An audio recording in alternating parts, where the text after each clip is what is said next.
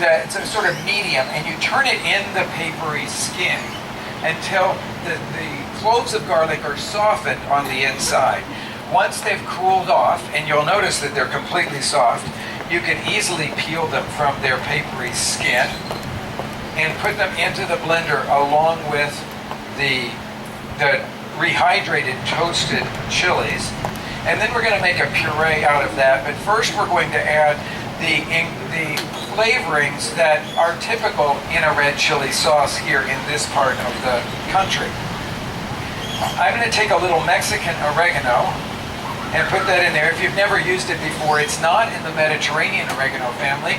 It's a different flavor entirely. A little bit more minty than regular. In fact, it's in the verbena family, so it's got quite a different flavor. So I crush that, put that in there.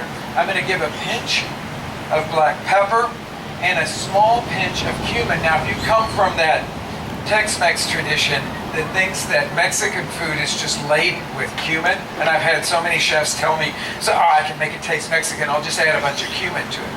Well, you'll notice that here in Mexico, they don't do that.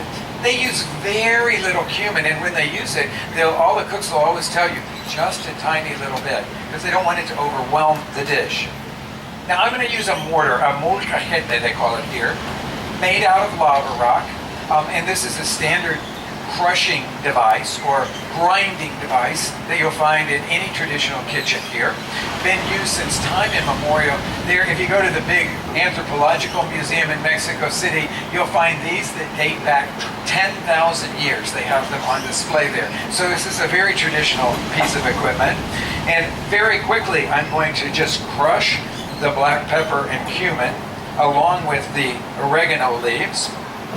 And you know, you could buy some ground stuff and use that, but you know what? One of the things as a cook, part of the enjoyment of a dish is not just eating; it's preparing it, and it's enjoying that smell, that amazing smell of the crushed cumin and black pepper and oregano together, that I can enjoy as I'm going through the preparations of the dish.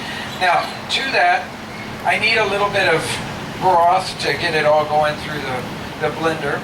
So I'm going to pour in about that much. These, you'll notice I'm kind of eyeing it on that part of it. I want just enough liquid to get this all going through the blender blades. This is actually chicken stock. Here's the chili soaking liquid. I could use this if I want to. This will make it a little richer. If I use the chili soaking liquid, I always taste it first. Sometimes it'll have a bitter flavor to it. And if it does, I don't use it because I don't want to add extra bitterness to this dish. So we'll blend this. This is a nice high-speed blender, so it'll do my job very quickly and very well. The skin of the guajillo chili is very tough. So you have to blend it for probably longer than you think. Again, with the high-speed blender, that's not very long at all. So I'm going to pour it now through a medium mesh sieve, not a real fancy sieve. Thank you. Just to get out any stray seeds or some skins that didn't get ground up. And if you've done it well, you shouldn't have more than about a tablespoon or two of chili skins left in here. Now, if you come from the New Mexico tradition,